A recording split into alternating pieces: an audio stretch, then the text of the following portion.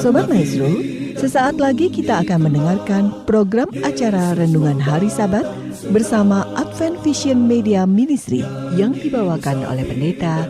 Selamat mendengarkan.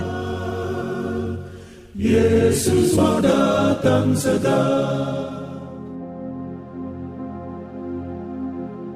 Selamat pagi dan selamat Sabat, saudara-saudaraku yang dikasihi oleh Tuhan.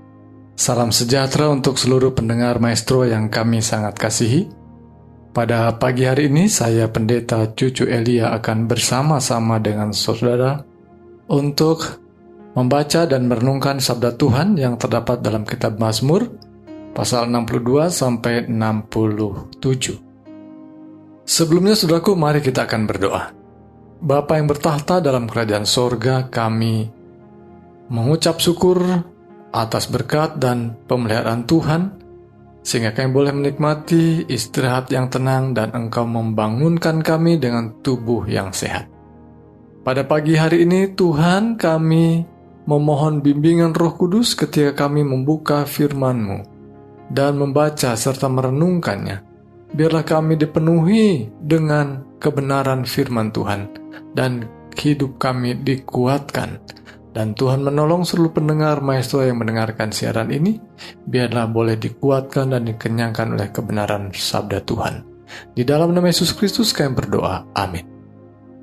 Saudara-saudara yang dikasihi oleh Tuhan, perenungan kita pada pagi hari ini, saya memberi judulnya Pahala Orang Percaya.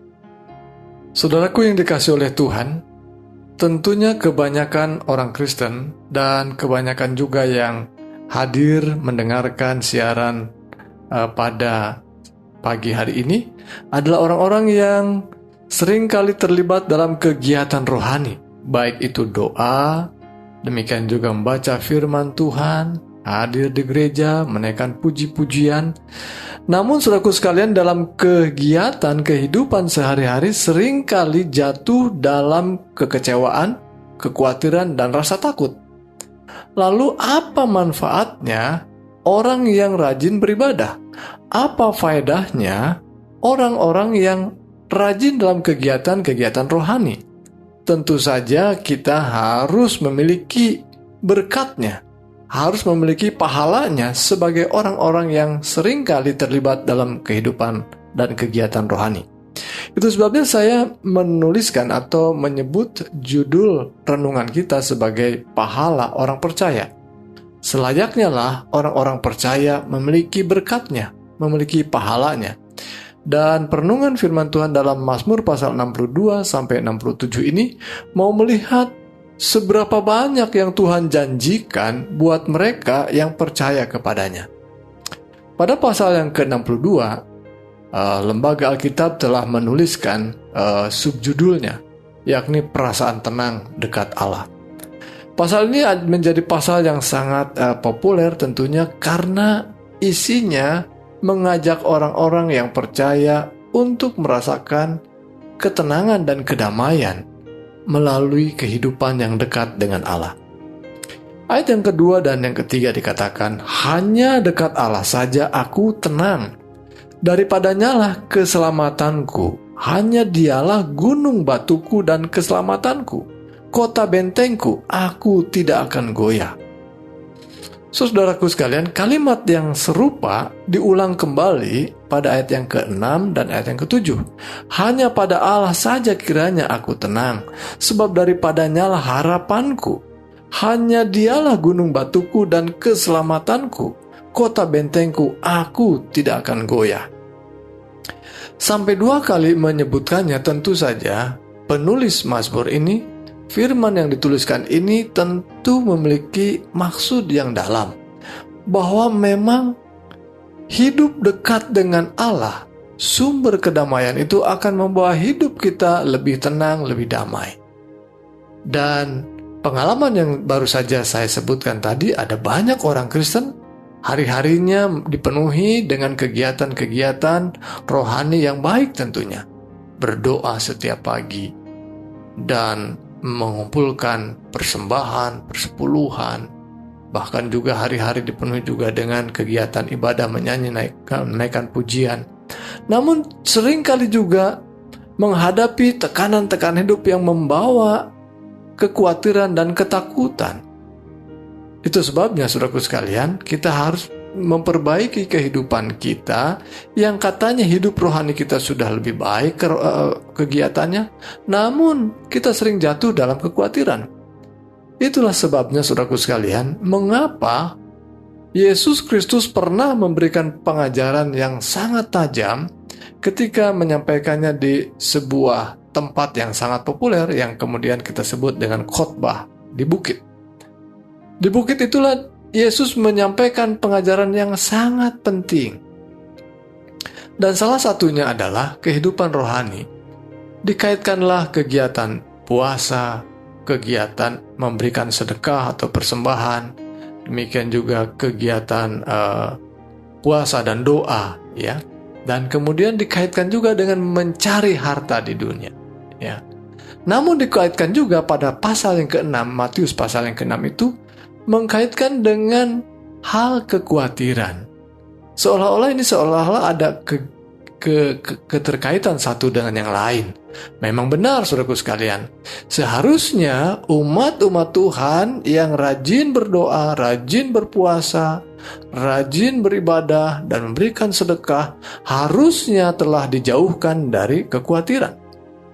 Namun seringkali kita jatuh dalam kekhawatiran. Itulah sebabnya Yesus mengingatkan mereka yang benar-benar melakukan ibadahnya, menunjukkan kegiatan rohaninya, seharusnya seluruh hidupnya dijauhkan dari segala kekhawatiran. Nah, itu sebabnya juga Mazmur pasal 62 mengingatkan kita bahwa mereka yang percaya kepada Allah, mereka itu hidupnya penuh dengan kedamaian dan ketenangan. Hanya dekat Allah saja aku tenang. Kalau dekat ATM bagaimana? Lebih tenang? Mungkin ya, kalau ATM-nya berisi. Itu pun kalau ATM-nya nggak rusak. Jadi saudaraku sekalian, hanya dengan Allah saja kita beroleh ketenangan. Ayat yang ke-9 dikatakan, percayalah kepadanya setiap waktu, hai umat. Curahkanlah isi hatimu di hadapannya. Allah ialah tempat perlindungan kita. Saudaraku sekalian, kita diajak untuk percaya kepada Allah setiap waktu. Bukan hanya sekedar percaya pada waktu kita beribadah bersama-sama atau kita mengikuti ibadah harian di rumah kita. Kita memang mungkin tertolong ketika kita membaca firman Tuhan, diingatkan, tetapi sesungguhnya kedekatan kita, percaya kita kepada Allah adalah setiap waktu, dan kita akan dijauhkan dari ketakutan dan kekhawatiran. Curahkan isi hatimu. Artinya bahwa segala pergumulan kita tidak ada yang terlalu kecil, terlalu sepele untuk disampaikan kepada Tuhan. Tidak ada juga yang terlalu hebat sehingga kita tidak layak memintanya kepada Tuhan. Sesungguhnya kita diminta, curahkanlah isi hatimu di hadapannya, di hadapan Tuhan, karena Allah lah tempat perlindungan kita. Saudara-saudara yang dikasihi Tuhan, sungguh kitab Mazmur mengajak kita, ya, melihat lebih dalam. Kesempatan kita beroleh hidup dengan tenang dan damai untuk percaya setiap waktu kepada Tuhan. Ayat 11 mengatakan, jangan percaya kepada pemerasan. Jangan menaruh harap yang sia-sia kepada perampasan. Saya agak terheran-heran membaca ayat ini tentunya. Mengapa kita harus percaya kepada pemerasan? Seolah-olah ada orang-orang, kelompok orang yang mungkin percaya pada sikap atau kehidupan yang keras sampai pemerasan pun harus dipercaya. Tapi benar rupanya ada banyak kelompok orang dan bahkan mungkin orang-orang percaya pun tergoda. Umat Tuhan tergoda untuk percaya pada hal-hal yang dunia pun sesungguhnya melihat sebagai kejahatan. Dan bahkan mungkin kita iri oleh karena kemakmuran orang jahat. Dan ayat ini menegaskan, jangan percaya pada pemerasan dan perampasan. Apabila harta makin bertambah, janganlah hatimu melekat padanya. Saudaraku sekalian, ada kalanya mungkin dengan kekerasan, dengan sikap duniawi yang dikembangkan, boleh jadi kita akan bisa mengambil lebih banyak harta, dan kita akan bisa lebih kaya, dan akan mendapat ketenangan. Sekali lagi Tuhan kita Yesus Kristus mengajarkan, ketika berkhotbah di bukit mengajarkan ada orang-orang yang mungkin merasa tenang ketika mengumpulkan di lumbungnya semakin banyak panenan dikumpulkan di lumbungnya dan semakin bertambah. Mari kita bangun lagi lumbung yang baru dan kemudian kumpulkan lagi. Tapi Tuhan mengatakan, ingat, nanti malam nyawamu terancam. Untuk apa itu dikumpulkan? Ini satu teguran yang keras tentunya. Jadi saudara sekalian, jangan percaya pada perampasan dan harta duniawi. Satu kali Allah berfirman, dua hal yang aku dengar. Bahwa kuasa dari Allah asalnya kuasa itu.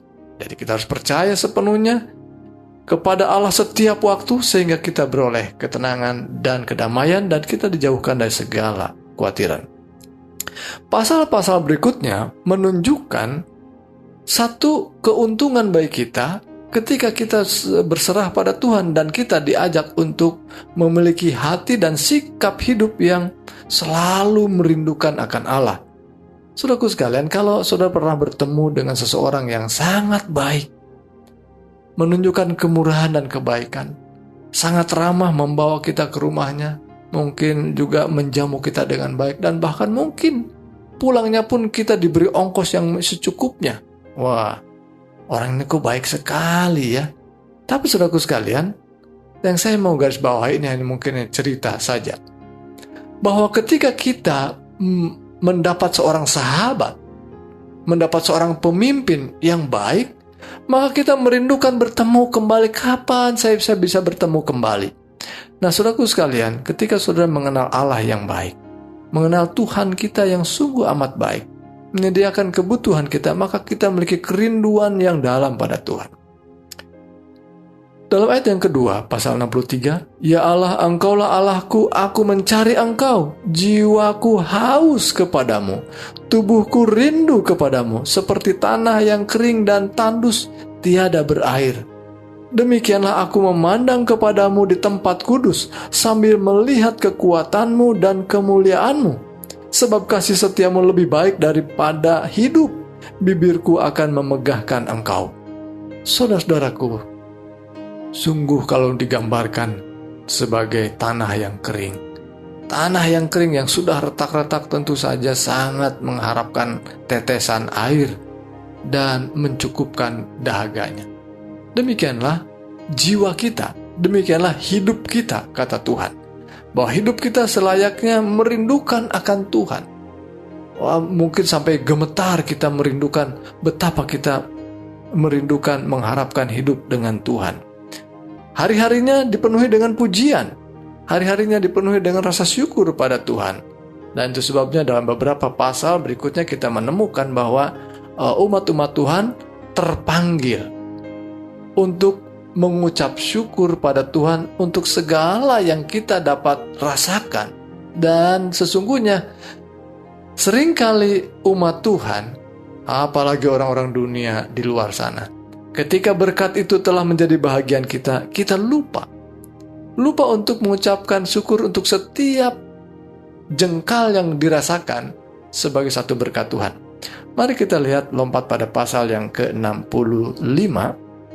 Apa saja yang dimaksudkan berkat Tuhan? Ayat 10 pasal 65. Engkau mengindahkan tanah itu, mengaruniainya kelimpahan dan membuatnya sangat kaya. Batang air Allah penuh air. Engkau menyediakan gandum bagi mereka. Ya, demikianlah Engkau menyediakannya. Engkau mengairi alur bajaknya. Engkau membasahi gumpalan-gumpalan tanahnya. Dengan dirus hujan Engkau menggemburkannya. Engkau memberkati tumbuh-tumbuhannya. Engkau memahkotai tahun demi kebaikan dengan kebaikanmu. Jejakmu mengeluarkan lemak. Tanah-tanah padang gurun menitik. Bukit-bukit berikat pinggangkan sorak-sorai. Padang-padang rumput berpakaian kawanan kambing domba. Lembah-lembah berselimutkan gandum. Semuanya bersorak-sorai dan bernyanyi-nyanyi.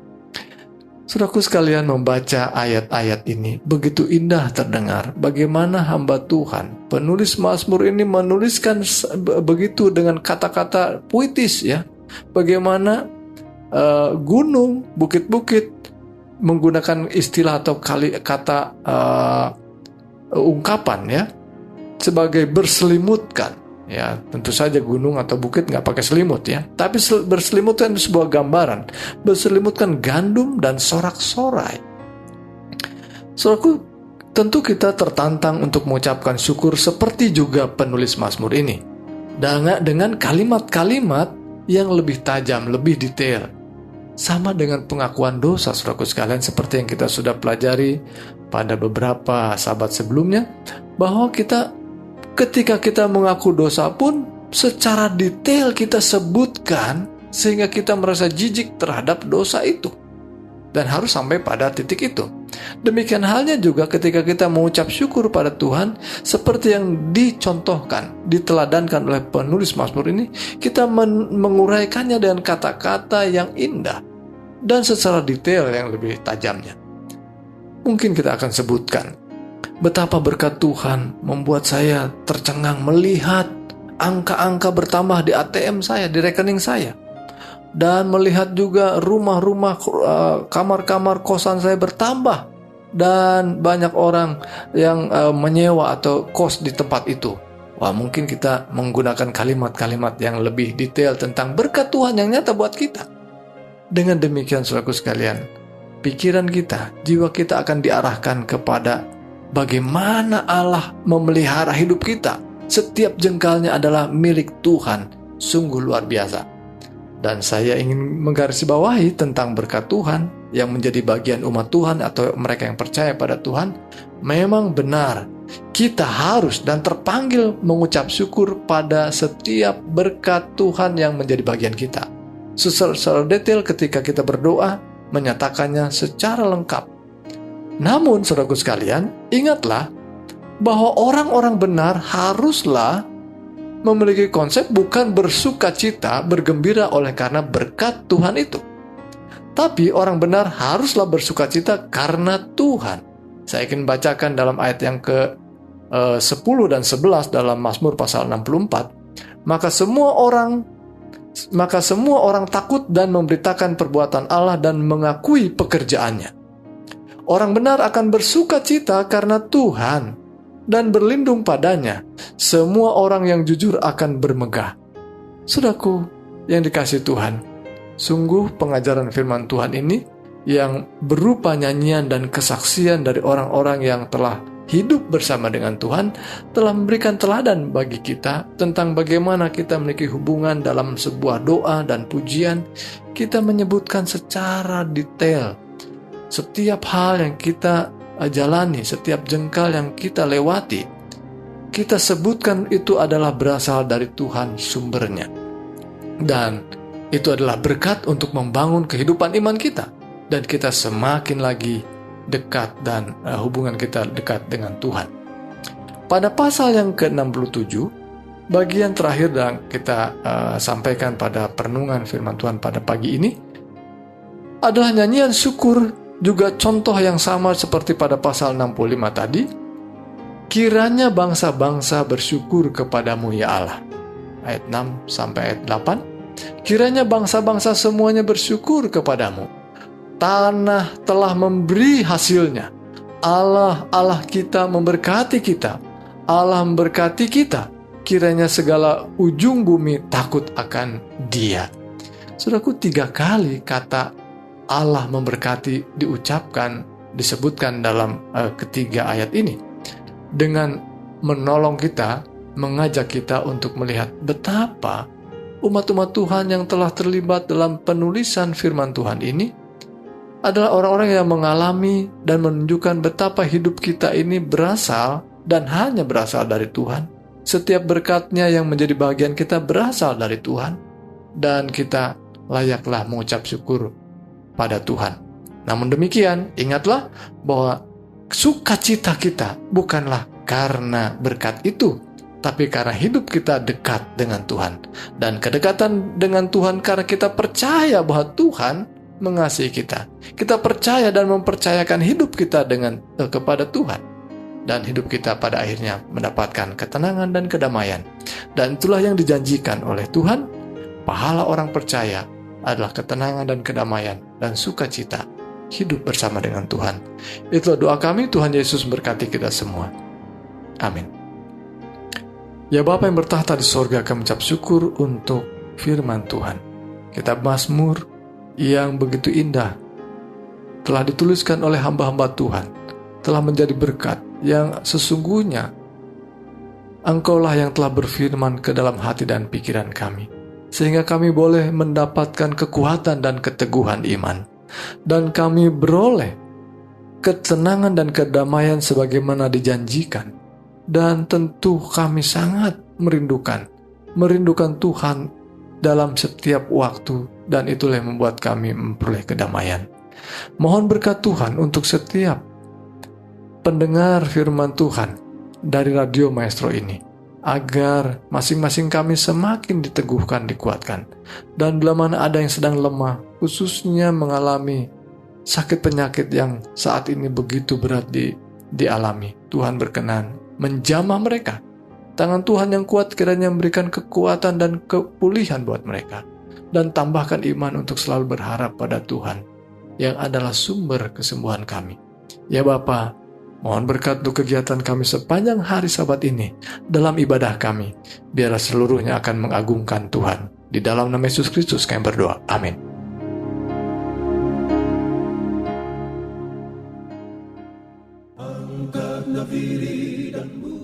Sobat Maestro, Anda telah mendengarkan program acara Renungan Hari Sabat bersama Advent Vision Media Ministry. Untuk tanggapan pendengar, hubungi 087 888 777 689. Terima kasih atas kebersamaan Anda. Tuhan memberkati.